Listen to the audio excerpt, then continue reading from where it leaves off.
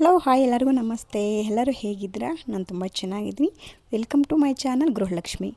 ಸ್ನೇಹಿತರೆ, ಇವತ್ತು ಭಾನುವಾರದ ವಿಡಿಯೋ ಶೇರ್ ಮಾಡ್ತಾ ಇರೋದು ನಿಮ್ಮ ಜೊತೆ. ಸೊ ಇವತ್ತು ಮಧ್ಯಾಹ್ನ 1 ಗಂಟೆಯಿಂದ ವಿಡಿಯೋ ಸ್ಟಾರ್ಟ್ ಮಾಡಿ ಸಾಯಂಕಾಲದವರೆಗೂ ನಾನು ಏನೆಲ್ಲ ಕೆಲಸಗಳು ಮಾಡಿದ್ದೀನಿ, ನನ್ನ ರೊಟೀನ್ ಏನಿದೆ ಅಂತಂದ್ಬಿಟ್ಟು ನಿಮ್ಮ ಜೊತೆ ಶೇರ್ ಮಾಡ್ತಾಯಿದ್ದೀನಿ. ಸ್ನೇಹಿತರೆ, ಈಗ ಮಧ್ಯಾಹ್ನ ಟೈಮ್ ಬಂದುಬಿಟ್ಟು 1:30. ನಾಳೆ ಮಂಡೇ ಅಲ್ಲ, ಸ್ಕೂಲ್ಗೆ ಲಂಚ್ ಬಾಕ್ಸ್ಗೆ ಏನಪ್ಪ ಮಾಡಬೇಕು ಅಂತ ಯೋಚನೆ ಮಾಡ್ತಾ ಇದ್ದಾಗ ಇಡ್ಲಿಗಾದರೂ ನೆನೆಸೋಣ ಅಂತಂದ್ಬಿಟ್ಟು ನಾನು ಇವಾಗ ಇಡ್ಲಿ ನೆನೆಸ್ತಾ ಇದ್ದೀನಿ. ಇದು ದೋಸೆ ಪ್ಲಸ್ ಇಡ್ಲಿ ಎರಡಕ್ಕೂ ಇದು ಸರಿ ಹೊಂದುವಂತಹ ಬ್ಯಾಟರ್ ರೆಡಿ ಮಾಡ್ತಾಯಿದ್ದೀನಿ ನಾನು. ನೀವು ಯಾವ ರೀತಿ ದೋಸೆಗೆ ಹಾಕ್ತಿರೋ ಅಂತಂದ್ಬಿಟ್ಟು ನೀವು ಕೆಳಗಡೆ ಕಾಮೆಂಟ್ ಮುಖಾಂತರ ತಿಳಿಸ್ಕೊಡಿ ಸ್ನೇಹಿತರೆ. ಇವಾಗ ನಾನು ಇಲ್ಲಿ ತೊಗೊಂಡಿರೋವಂಥ ಗ್ಲಾಸಲ್ಲಿ 4 ಗ್ಲಾಸ್ನ ಅಕ್ಕಿ ತೊಗೊಂಡಿದ್ದೆ, ಸೊಸೈಟಿ ಅಕ್ಕಿ. ಅದರಲ್ಲಿ 1/4 ಗ್ಲಾಸಷ್ಟು ಉದ್ದಿನಬೇಳೆ ತೊಗೊಂಡಿದ್ದೀನಿ, ಸ್ವಲ್ಪ ಒಂದು ಇಡಿಯಷ್ಟು ಕಡಲೆಬೇಳೆ, ಮೆಂತ್ಯಕಾಳು ಒಂದು ಅರ್ಧ ಟೇಬಲ್ ಸ್ಪೂನ್ ಮೆಂತ್ಯಕಾಳು, ಇಷ್ಟನ್ನು ಹಾಕಿ ಫಸ್ಟು ಒಂದು 8ರಿಂದ 10 ಸಲ ನಾವು ಈ ಸೊಸೈಟಿ ಅಕ್ಕಿನ ವಾಶ್ ಮಾಡಬೇಕಾಗುತ್ತೆ. ತುಂಬ ಡಸ್ಟ್ ಇರುತ್ತೆ. ದಯವಿಟ್ಟು ನೀರು ನಮಗೆ ಈ ರೀತಿ ಅಕ್ಕಿಯಲ್ಲಿ ಕಾಣಿಸ್ಬೇಕು, ಅಲ್ಲಿವರೆಗೂ ನೀಟಾಗಿ ವಾಶ್ ಮಾಡಬೇಕಾಗುತ್ತೆ. ನಾನು ಒಂದು 10 ಸಲ ತೊಳೆದಿದ್ದೀನಿ. ಅದಾದಮೇಲೆ ನೆನೆಸೋಕ್ಕೆ ಸ್ವಲ್ಪ ನೀರು ತುಂಬಿಸಿ ಇಟ್ಟಿದ್ದೀನಿ.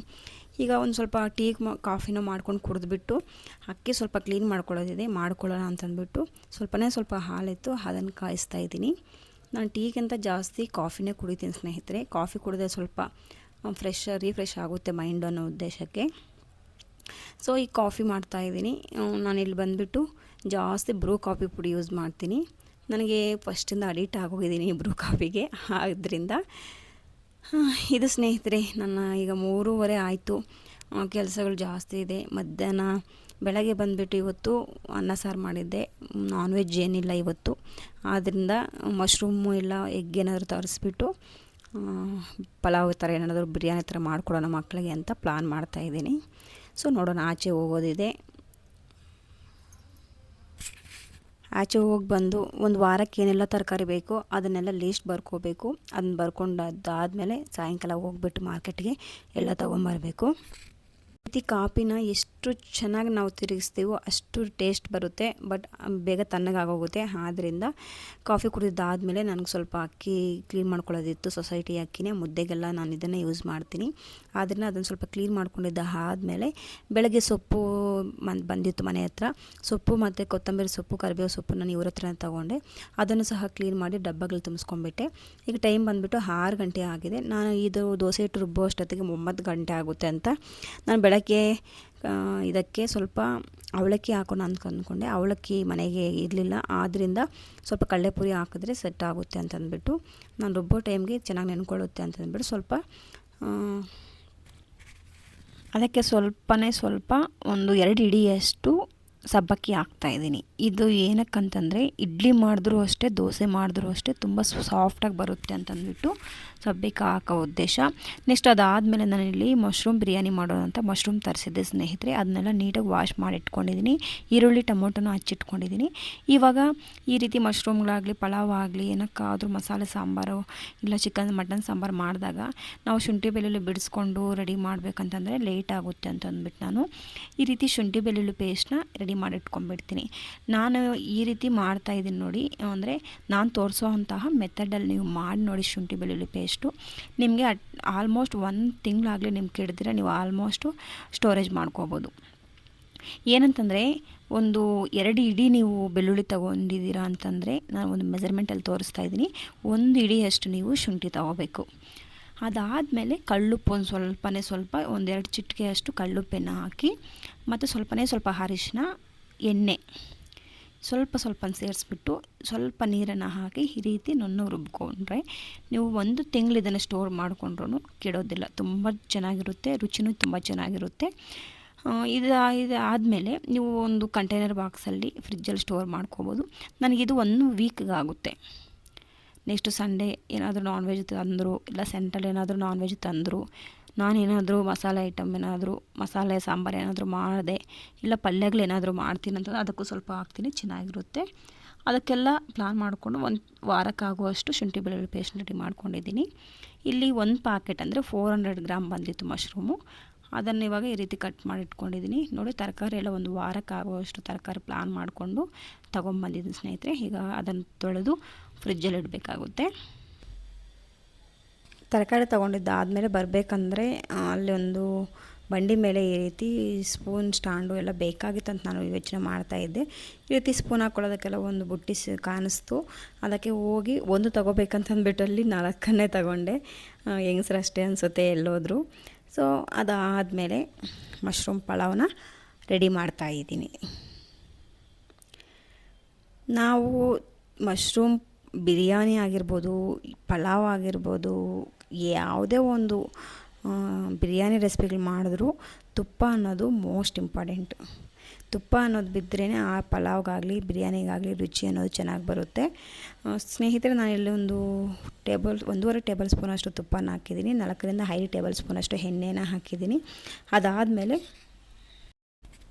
ಸಾಸಿವೆ ಹಾಕಿ ಅದಾದಮೇಲೆ 3 ಈರುಳ್ಳಿ, ಮೀಡಿಯಮ್ ಸೈಜ್ ಈರುಳ್ಳಿನ ಕಟ್ ಮಾಡಿ ಇಟ್ಕೊಂಡಿದ್ದೆ, ಅದನ್ನು ಹಾಕ್ತಾಯಿದ್ದೀನಿ. ಇವಾಗ ಇದು ಗೋಲ್ಡನ್ ಕಲರ್ ಟರ್ನ್ ಆಗೋವರೆಗೂ ಎಣ್ಣೆಯಲ್ಲೇ ಫ್ರೈ ಮಾಡ್ತಾಯಿದ್ದೀನಿ.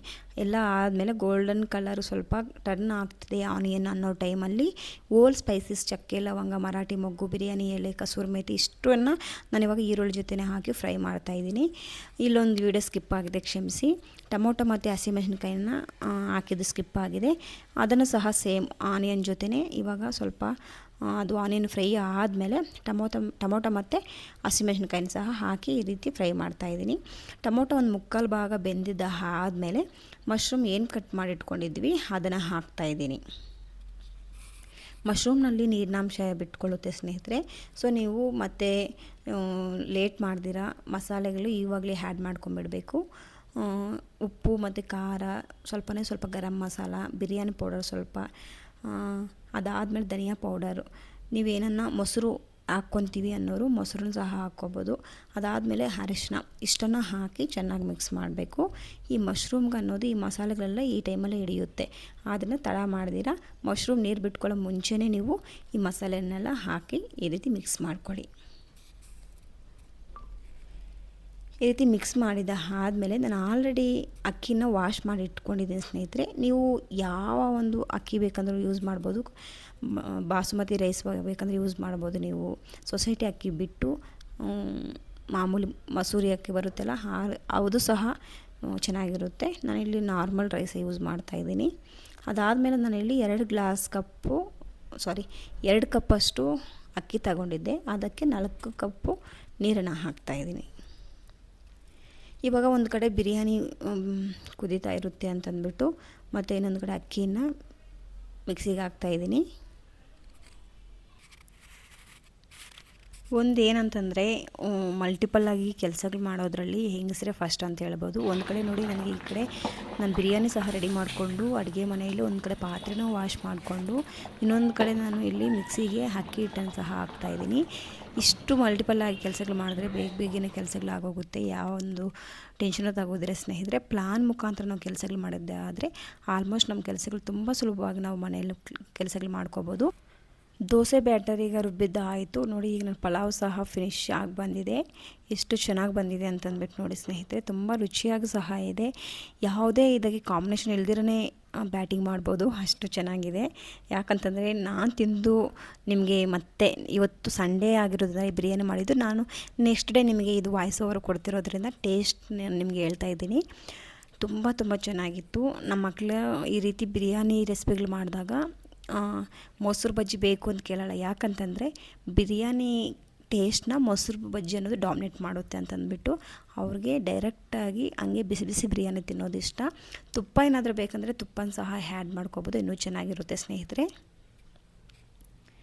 ಸೊ ಈಗ ನಾನು ಪಾತ್ರೆಗಳು ಸಹ ವಾಶ್ ಮಾಡಿದ ಆಯಿತು. ಈಗ ಮಕ್ಕಳಿಗೆ ಸರ್ವ್ ಮಾಡ್ತಾಯಿದ್ದೀನಿ. ಬಿರಿಯಾನಿ ರೆಡಿಯಾಗಿದೆ, ಬನ್ನಿ ಟೈಮು 8:30 ಆಗಿದೆ ಅಂತಂದ್ಬಿಟ್ಟು ನನಗೆ ಅಡುಗೆ ಮನೇಲಿ ಕೆಲಸ ಸಹ ಎಲ್ಲ ಮುಗಿಸ್ಕೊಳ್ಳೋಷ್ಟೊತ್ತಿಗೆ 8:30 ಆಯಿತು. ಇನ್ನು ಇವಾಗ ತಿಂದಿರೋದಷ್ಟೇ ನಾನು ವಾಶ್ ಮಾಡಿ ಒಂದು ಸಲ ಸ್ಟವ್ನ ಎಲ್ಲ ಒರೆಸ್ಕೊಂಡ್ಬಿಟ್ರೆ ಇವತ್ತಿನ ನಮ್ಮ ಕೆಲಸ ಎಲ್ಲ ಫುಲ್ಫಿಲ್ ಆದಂಗೆ.